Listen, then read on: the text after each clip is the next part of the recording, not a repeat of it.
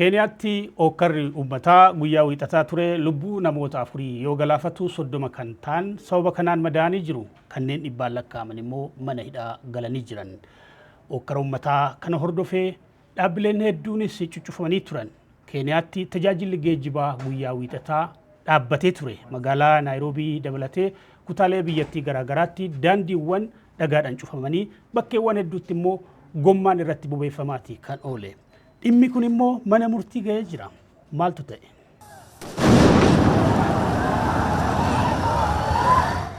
Konkolaachiftonni Keeniyaa fi abbootiin qabeenyaa konkolaataa daballi gatii boba'aa torban darbe taasifame mormuun hojii waan dhabaniif imaltootii fi hojiin daldalaa gufatee ture. Magaalaa guddoo Keeniyaa Naayiroobii keessatti daandiiwwan guguddoon qullaa ta'anii kan oolan yoo ta'u, imaltoonni miilaan bakkaa bakkatti socho'uuf dirqamanii turan. Kutaalee biyyattii garaagaraa keessattis sababa geejjibni adda citeef hojiin gufachuun dhaga'ame. Namoonni mootummaan gatii boba'aa dabaluu mormanne daandii dhakaan cufuun gommaa gubaa oolanii jiru. Konkolaachiftootii fi abbootiin qabeenyaa konkolaataa mormii kana kan dhageessaa jiranii gatiin boba'aa haala kanaan dura hin eegamneen parsantii 20 waan dabaleef jedhu. Rakkoon kun magaalaa guddoo biyyattii Naayiroobii fi magaalota biyyattii guguddoo biroo keessattis mudatee jira. Sababa konkolaattonni geejjibaa hojii dhaabaniif namoonni lafoo yeroo deeman mul'atanii jiru. Gatiin boba'aa dabaluu caamsaa 14 bara 2026 ibsamuu hordofee Keeniyaanonni dhimmicha mana murtiitti dhiyeessuun dura dhaabachaa jiru. Mootummaan Keeniyaa dhiyoo gatiin boba'aa sadarkaa idil addunyaatti waan dabaleef gatii boba'aa irratti jijjiirama taasise. Keeniyaanonni maqaa nama Firaans Awinoo jedhamuun mana murtii olaanaa biyyattii irratti himata bananiin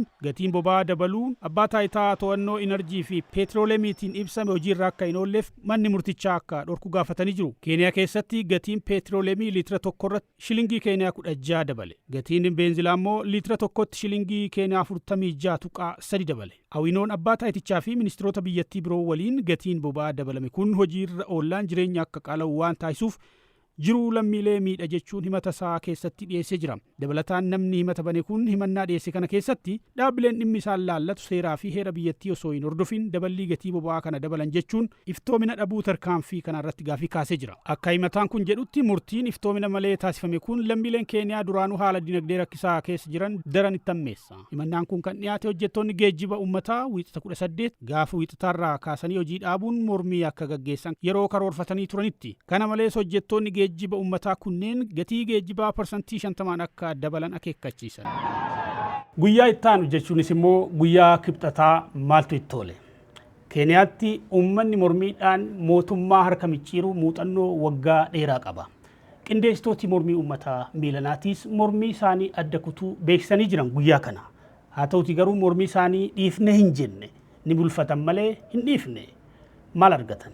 Kibxataa dameen geejjibaa Keeniyaa marii gatii boba'aa ol ka'e irratti mootummaa waliin taasisee hordofuun mormii guutuu biyyaalessaatti waaman adda kutanii jiru. Tajaajiltooti damee geejjibaa kunneen akka jedhanitti marii dabalataa mootummaa waliin taasifamuuf carraa kennuuf jecha hanga kibxata dhufuutti adda kutan. Akka aangawoonni jedhanitti mormii wiixata taasifamee yoo xiqqaate namoonni 4 yoo ajjeefaman 30 kan ta'an madaanii jiru. Guutuu biyyaalessaatti namoonni 700 ol hidhamanii jiru. Kibxataa ministeerri dhimma biyya keessaa Kipchumbaa Morkumeen akka jedhanitti waliigaltee mormii dhaabuu bakka bu'oota damee geejjiba uummataa waliin marii taasifameen booda yoo ta'u, mariin sadarkaa olaanaatti torban dhufu keessa ni taasifama. Milkaa'ina argametti waan quufneef osoo hin taane mariidhaaf carraa kennuu waan barbaanneef jedhanii jiru. Edwin Mukabaane walitti qabaan federeeshinii damee geejjiba uummataa biyyoolessaa. Yoo kun guyyoota 7 keessatti xiyyeeffannoo guddaa hin arganne mormiin hojii dhaabuu kun deebi'ee ni ka'aa jechuun akeekkachiise.